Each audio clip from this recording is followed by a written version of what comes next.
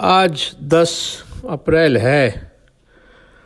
رات شوگر مین کے ڈنر میں کپتان کی پارٹی کے 29-30 آدمی دیکھ کے طبیعت اتنی مقدر ہو گئی کہ جلدی سو گیا۔ خواب میں دیکھا کہ طبیعت کی بے چینی کی وجہ سے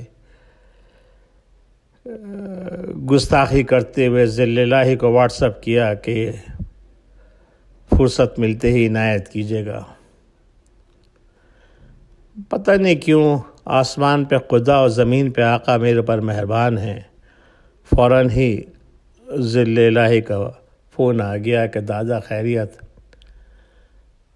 میں نے کہا حضور میری بات کا برا نہیں مانیے گا، کیا آپ کسی بھی پاکستان کے وزیر اعظم کو اس کی مدت پوری نہیں ہونے دیں گے؟ میری بات سن کے بجائے اس کے کہ ذل الہی برا مانتے زور کا قہقہہ لگایا، کہنے لگے دادا ہم نے کبھی کسی کو گھر نہیں بھیجا، کبھی ہم نے کسی کی مدت کم نہیں کی۔ بھٹو نے وقت سے پہلے الیکشن خود کال کیے تھے دادا۔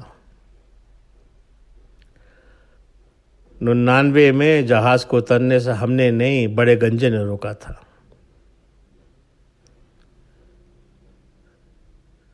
2012 میں وزیر اعظم کو سائی نے گھر بھیجا تھا، ہم نے نہیں۔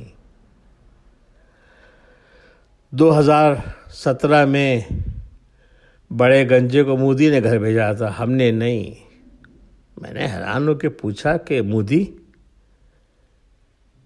کہنے لگے دادا نہ بڑا گنجا مودی کو اپنے گھر بلاتا نہ وہ گھر جاتا، ہمارے کچھ اصول ہوتے ہیں۔ اور میں نے کہا اب کپتان؟ کہنے لگے دادا یقین رکھیے گا کپتان کو بھی صرف کپتان ہی گھر بھیجے گا، ہم نہیں بھیجیں گے۔ میں نے کہا یہ کیا معاملہ ہے شوگر مین اور کپتان کی لڑائی کا؟ کہنے لگے دادا دونوں ہی کو اپنی اپنی بقا کی جنگ لڑنی ہے۔ اس وقت اپوزیشن تتر بتر تھی، کپتان کو چاہیے تھا کہ فائدہ اٹھاتا، لیکن کپتان تو کپتان ہے۔ شوگر مین کو اپنی امپائر بچانی ہے اور کپتان کو اپنی عزت بچانی ہے۔ وہ یہ سوچتا ہے کہ جس مافیا نے مشرف کو گھر بھیج دیا، اگر اس کو شکست دے دوں گا تو پاکستان کی تاریخ میں لاسانی ہو جاؤں گا، اور اگر اس مافیا نے مجھے گھر بھیج دیا تو میری بھی فیس سیونگ ہو جائے گی۔ پرفارمنس تو میری کچھ ہے نہیں، کم از کم اگلے الیکشن میں تو یہ تو کہہ سکوں گا کہ دیکھو میں تو کرپشن سے لڑ رہا تھا، انہوں نے مجھے اپنی مدت نہیں پوری کرنے دی۔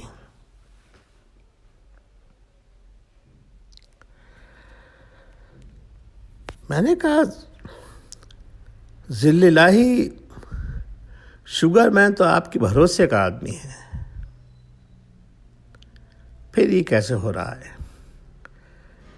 کہنے لگے دادا آپ کو پچھلی مرتبہ کہا تھا کہ کپتان سے 3 کام کرنے کو کہے تھے، پنجاب کا سی ایم بدلو، بیٹی کو باہر جانے دو، سائنس سے دوستی کرو۔ ایک بھی کام نہیں کیا اب تک۔ ہم نے وارننگ بلٹ بھی فائر کیا گیلانی کو سینٹ کا الیکشن جتوا کر، لیکن اس کی سمجھ میں بات ہی نہیں آئی۔ اب شوگر مین سے 2nd وارننگ بلٹ فائر کروایا ہے دادا، اور آپ کو پتہ ہے ہم لوگ تو فوجی لوگ ہیں، ہم 3 ہی بلٹ فائر کرتے ہیں، 4تھا نہیں ہے ہماری تاریخ میں۔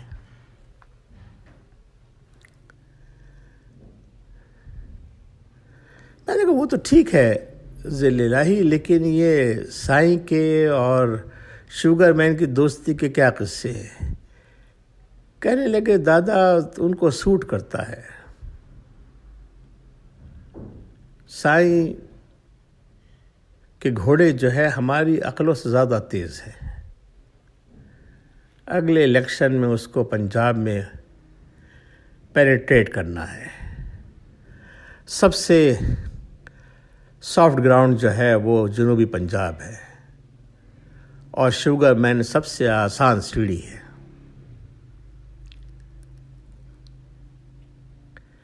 ویسے بھی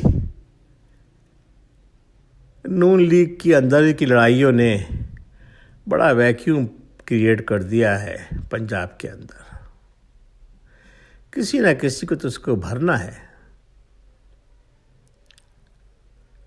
چاہے وہ شوگر مین ہو، چاہے وہ سائیں ہو، چاہے وہ دونوں ہوں یا کوئی اور ہو۔ میں نے کہا ذل الہی اس کا مطلب یہ کہ چوتھی پارٹی بھی بن رہی ہے؟ کہنے لگے دادا ہو سکتا ہے، 2 تھیں تو کچھ نہیں ہو پایا، ہم نے 3 کر دی تب بھی کچھ فائدہ نہ ہوا، 4 کر کے بھی دیکھ لیں گے، شاید کچھ فائدہ ہو جائے دادا۔ میں نے کہا ذل الہی چھوٹے گنجوں کا کیا ہو رہا ہے؟ کہنے لگے دادا جب بیٹی نہیں ہوگی تو کسی نہ کسی نے تو باغ ڈور سنبھالنی ہے، اس لیے ان کو نکالنا پڑے گا۔ بیٹے کو نکال دیا ہے، چھوٹے گنجوں کو بھی باہر نکال دیں گے، کسی نے تو باغ ڈور سنبھالنی ہے۔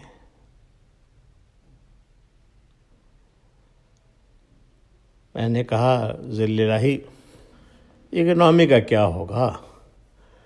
کہنے لگے دادا مسئلہ ہی وہی ہے، ایک بات تو سمجھ میں آ رہی ہے کہ کپتان کچھ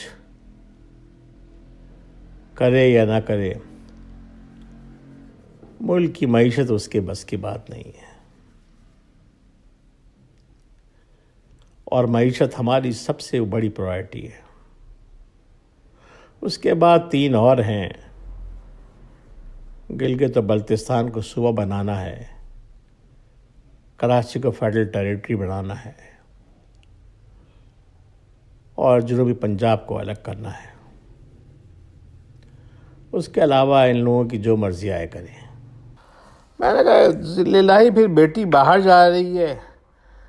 کہنے لگے دادا وہ آپ ایک شعر سناتے ہیں نا، جی کا جانا ٹھہر گیا ہے، صبح گیا کہ شام گیا، تو بیٹی بھی چلی جائے گی باہر۔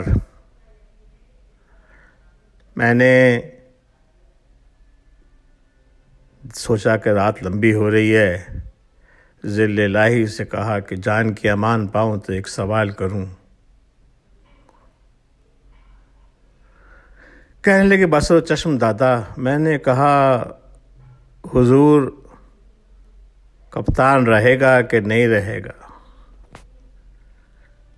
کہنے لگے دادا یہ تو کپتان کے اوپر ڈیپینڈ کرتا ہے، شوگر مافیا سے دشمنی مول لینے کے بعد،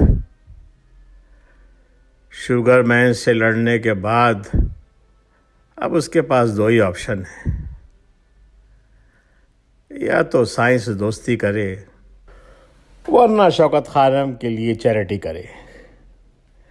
یہ سن کے اتنی گھبراہٹ ہوئی کہ آنکھ ہی کھل گئی۔ بہت شکریہ نعمان۔